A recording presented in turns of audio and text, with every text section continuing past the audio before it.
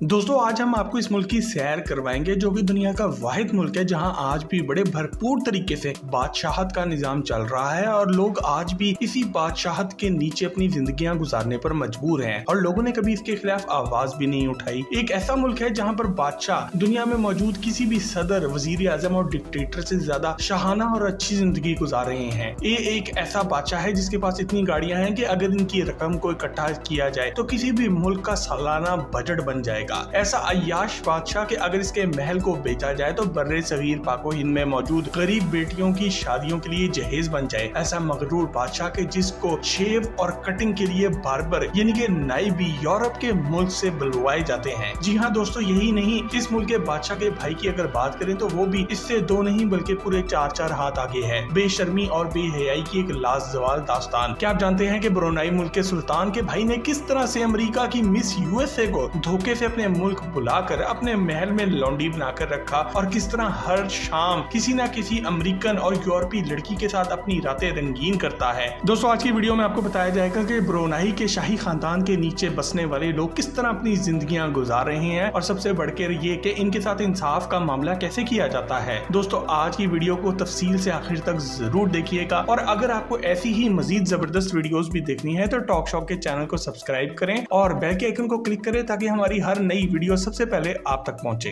Fact number 1 दोस्तों, अगर हम तारीख के आईने में देखें तो हमें पता चलता है कि ब्रुनाई को सबसे पहले सुल्तान मोहम्मद शाह ने दरियाफ्त किया था जब वो ब्रुनाई के एक इलाके तिबोंग डिस्ट्रिक्ट की तरफ हिजरत कर रहा था। तो रास्ते में ब्रुनाई रिवर यानी कि ब्रुनाई के दरिया के किनारे इसको ये मुल्क दिखाई दिया और वहीं पर इसने डेरे डाल लिए और फिर इस आदमी ने इस मुल्क पर 1363 से लेकर 1402 तक हुकूमत भी की। अगर हम सुल्तान मोहम्मद शाह के शजरा नसब की बात करें तो इसके बारे में बिल्कुल ठीक मालूमात किसी भी प्लेटफॉर्म पर मौजूद नहीं है। तारीख दानों के मुताबिक लफ्ज ब्रुनाई 2 लफ्जों ब्रो और ना से जाकर मिलकर बनता है और काफी देर तक ये इसी नाम से पुकारा भी जाता रहा है। फिर 14वीं सदी में संस्कृत जुबान के एक लफ्ज वरुण से मुतासिर होकर जिसके लफ्जी मायने समुद्री जहाज के हैं ब्रुनाई नाम रख दिया गया। दोस्तों इस मुल्क का मुकम्मल नाम निगारा ब्रुनाई दारुस्सलाम है। अगर हम इन अल्फाज का लहदा मायने देखें तो दारुस्सलाम का मतलब हुआ अडोबे ऑफ पीस यानी कि सुकून वाली रिहाइश और निगारा माले जुबान का लफ्ज है जिसका मतलब है कंट्री यानी कि मुल्क। इसके अलावा ब्रुनाई के बारे में ये भी कहा जाता है कि ये किसी दौर में बुद्धिस्ट हुक्मरानों के जेरे साया भी रह चुका है। अगर हम ब्रुनाई की तारीख को पढ़ने की कोशिश करें तो हम पे ये बात वाज़ेह हो जाती है कि कोई भी तारीख दान इसके बारे में वसूख के साथ कुछ भी नहीं लिख सका। सब तारीख दान ब्रुनाई के मुतालिक थोड़ा सा आगे चलकर खामोश हो जाते हैं, लेकिन फिर भी कुछ मवाद हम ढूंढने में कामयाब हो गए हैं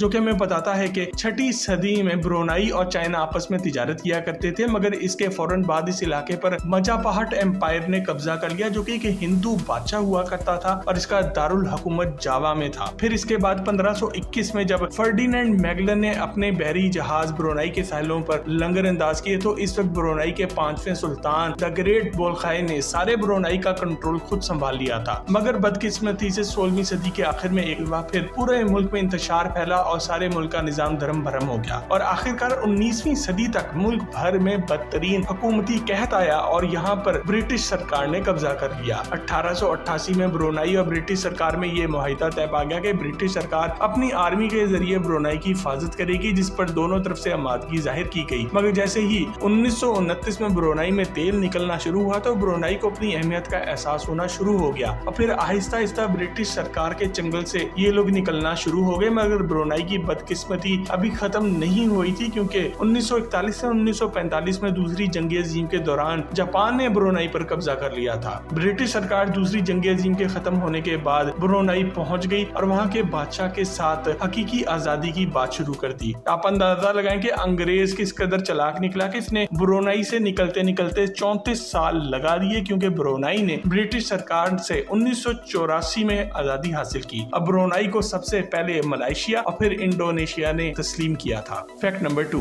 दोस्तों, आज का ब्रुनाई मुल्क कुल 5765 स्क्वायर किलोमीटर के रकबे पर फैला हुआ है और ये दुनिया का 164वें नंबर का बड़ा मुल्क है। अगर हम ब्रुनाई की आबादी की बात करें तो ये 4,60,345 नफूस पर मुश्तमिल है और इस तरह ब्रुनाई दुनिया का 175वां बड़ा मुल्क है। अगर ब्रुनाई की सालाना आमदन की बात की जाए तो ब्रुनाई का सालाना GDP 35.555 बिलियन डॉलर्स है और यहाँ के लोगों की पर कैपिटा इनकम यानी कि औसतन सालाना इनकम $82,816 है। दोस्तों अगर आज के करेंसी रेट पर हम इसे पाकिस्तानी पैसों में कन्वर्ट करें तो ये 1,70,80,624 रुपए बन जाते हैं। अगर हम ब्रुनेई की करेंसी की बात करें तो इसका नाम ब्रुनेई डॉलर है और आज 2022 में एक ब्रुनेई का डॉलर पाकिस्तानी 155.59 रुपए के बराबर है। Fact number 3। दोस्तों अब बात करते हैं ब्रुनेई की मईशत की, जो कि बिलवास्ता और बिलावास्ता तौर पर कुदरती गैस और पेट्रोलियम से जुड़ी हुई है, जो कि अपने ही इनके मुल्क से निकलती है। सारा मुल्क इन दो मादनियात पर इन्हिसार करता है क्योंकि सारी दुनिया में इन दो मादनियात की बहुत ज्यादा मांग है और इसी वजह से ब्रुनेई में मौजूद हर फर्द बहुत ज्यादा खुशहाल भी है। और मजे की बात यह है कि इसी वजह से ब्रुनेई का पर कैपिटा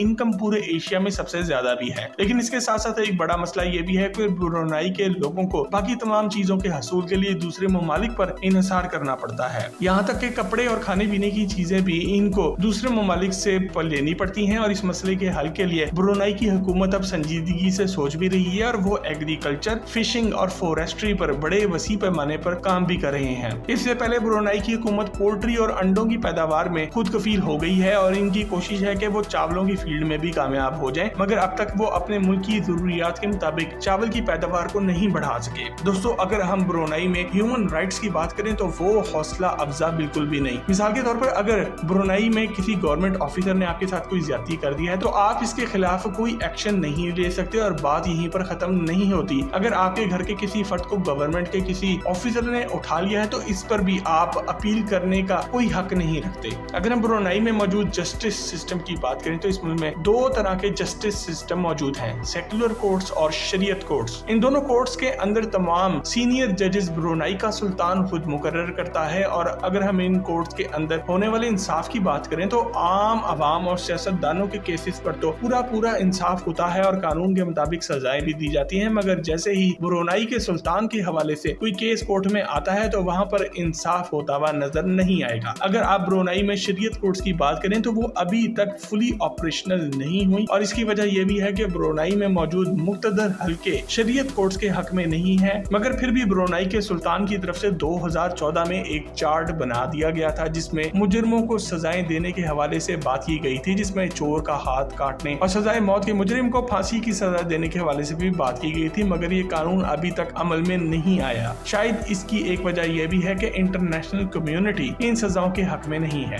फैक्ट नंबर 4। दोस्तों अगर हम ब्रुनेई के बादशाह की बात करें तो इनका पूरा नाम हाजी हसन बोल्खाए मुइज़ुद्दीन वदौला है और ये अपने वालिद सुल्तान सर हाजी उमर अली सैफुद्दीन का सबसे बड़ा बेटा भी है। अगर हम इसकी तालीमी कैरियर की बात करें तो इस आदमी ने शुरू में प्राइवेट तालीम अपने घर से ही हासिल की और बाद में आला तालीम हासिल करने के लिए ये मलेशिया में मौजूद विक्टोरिया इंस्टीट्यूट इन कुआलालंपुर गया और बाद में इंग्लैंड की मशहूर रॉयल मिलिट्री एकेडमी सुंदरहर्स्ट भी गया और फिर 5 अक्टूबर 1967 को इसको ब्रुनेई का सुल्तान बना दिया गया। जैसे ही हाजी हसन बोल्खाए सुल्तान बना, इसने पूरी दुनिया के मुल्कों के दौरे करना शुरू कर दिया, जिसका मकसद ये था कि पूरी दुनिया को इस बात का इल्म हो जाए कि अब ब्रुनेई का असल सुल्तान यही है। बरतानिया से आजादी हासिल करने में भी इस सुल्तान का बहुत बड़ा हाथ था और यही वो सुल्तान था जिसने अपने मुल्क में करप्शन के खिलाफ क्रैकडाउन का आगाज किया। अगर सुल्तान की अपनी नेटवर्थ की बात की जाए तो ये आज भी 28 बिलियन डॉलर से ज्यादा की नेटवर्थ रखते हैं, जो कि इन्हें दुनिया के अमीर तरीन लोगों में लाके शामिल करती है और शायद ही दुनिया का कोई ऐसा शख्स हो जो इस आदमी से ज्यादा अच्छी और आरामदेह और आसाइशों से भरपूर जिंदगी गुजार रहा हो। दोस्तों क्या आप जानते हैं कि इस एक शख्स के पास 7000 से ज्यादा गाड़ियां हैं, जिनमें 450 फरारियां और 380 बेंटले कार्स शामिल हैं। इसके अलावा इनके पास रोल्स रॉयस कंपनी की भी बहुत ज्यादा शानदार गाड़ियां मौजूद हैं। सुल्तान साहब इस कदर शाखर्च और अफसराना तबीयत के मालिक हैं कि इनके बाल काटने और इनको करीमे लगाकर खूबसूरत बनाने के लिए इनका बार्बर यानी कि नाई एक अरसे से बाकायदगी के साथ लंदन से आता है और इस आदमी को लाने और इसको छोड़ने के लिए एक जहाज भी मखसूस कर दिया गया है। और हाँ, एक बात तो हम बताना ही भूल गए कि इन साहब के पास जो रोल्स रॉयस गाड़ियां मौजूद हैं, इनमें से भी एक गाड़ी पर सोना चढ़ा हुआ है। क्या आप जानते हैं इस आदमी के पास कुल कितनी रोल्स रॉयस हैं? 600 रोल्स रॉयस। जी हाँ दोस्तों, 600 रोल्स रॉयस गाड़ियां मौजूद हैं। और आपको ये भी बताते चले कि इनकी एक अदद रोल्स रॉयस जिस पर सोने का काम हुआ है, इसकी कीमत 92 करोड़ से भी ज्यादा है। अगर इनके पास मौजूद तमाम कारों की कुल कीमत का अंदाजा लगाया जाए तो ये 5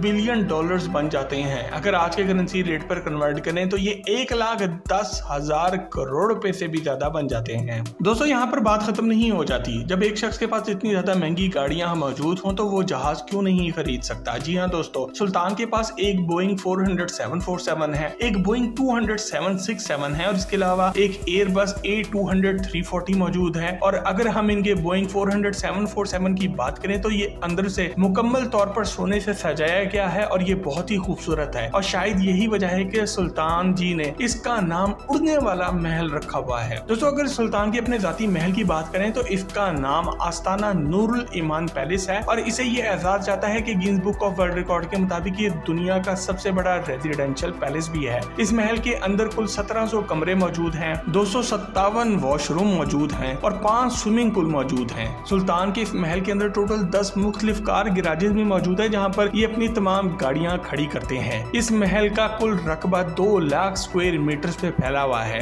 दोस्तों सुल्तान ने ये महल साल 1944 में मुकम्मल करवाया था और इस वक्त इस पर टोटल 1.4 बिलियन डॉलर्स लागत आई थी। दोस्तों अगर आपने ब्रुनाई के सुल्तान की मजीद अय्याशियों के हवाले से जाना हो तो हम अपने एक चैनल पर इसके बारे में एक मुकम्मल वीडियो पहले ही डिटेल में बना चुके हैं जिसका लिंक आपको नीचे डिस्क्रिप्शन में मिल जाएगा। फैक्ट नंबर 5 दोस्तों अगर हम बात करें सुल्तान के भाई की प्रिंस जेफरी की तो ये अय्याशी के मैदान में अपने भाई से भी 2 कदम आगे है। इस आदमी का पूरा नाम जेफरी बुल्खाई इब्ने उमर अल सैफुद्दीन सोम है और ये 6 नवंबर 1954 को पैदा हुआ था। प्रिंस 1986 से 1997 तक अपने मुल्क का फाइनेंस का मिनिस्टर भी रह चुका है और इसके अलावा ये बंदा ब्रुनाई इन्वेस्टमेंट एजेंसी का चेयरमैन भी रह चुका है। 1997 के एशियन फाइनेंशियल क्राइसिस में जब सुल्तान ने ब्रुनाई इन्वेस्टमेंट एजेंसी का ऑडिट करवाया तो इसके भाई पर 14.8 बिलियन डॉलर्स खुर्द करने का इल्जाम रखा जिसको प्रिंस जेफरी ने मानने से ही इनकार कर दिया। मगर सन 2000 में प्रिंस जेफरी ने अपने ऊपर लगे तमाम इल्जामात को मान लिया और अपनी तमाम जायदाद हुकूमत को दे दी, मगर इसके साथ साथ ये शर्त भी रख ली कि हुकूमत इसके खिलाफ कोई एक्शन नहीं लेगी और इसके खिलाफ सारे केसेस बंद कर दिए जाएंगे और इसके अलावा प्रिंस जेफरी को ब्रुनाई में ही अपनी रिहाइश रखने की इजाजत भी मिलेगी। और वैसे मिलती भी क्यों ना, आखिर सुल्तान का भाई था, कोई आम ऐरा गैरा तो था नहीं। अगर हम इसके महल की बात करें तो इसमें आर्ट से मुतालिक एक बहुत बड़ी कलेक्शन मौजूद है। इसके अलावा मशहूर ज़माना ब्रिटिश ज्वेलरी एस्प्रे के बने हुए बेशुमार जेवरात और नवादरात इस महल की जीनत बने हुए हैं। इसके अलावा ये बंदा अमेरिका में मौजूद न्यूयॉर्क पैलेस होटल और लॉस एंजलिस में मौजूद होटल बेलियर का भी मालिक है। फ्रांस के शहर पेरिस में मौजूद मशहूर प्लाजा एंथनी का मालिक भी प्रिंस जेफरी ही है। मेरे अजीज हमवतनों, हम आपको बताते चलें कि सुल्तान के भाई ने किस तरह से अपनी दौलत का नाजायज फायदा उठाते हुए दुनिया की हसीन तरीन औरतों को अपने महल में लौंडी बना के रखा हुआ है। प्रिंस जेफरी ऐसा हवस का मारा हुआ शख्स था जिसने 6 लाख पाउंड की खतीर रकम खर्च करके अपनी मंगेतर का और अपना इस हालत में मुजस्मा बनवाया जब वो दोनों हम बिस्तरी की हालत में थे।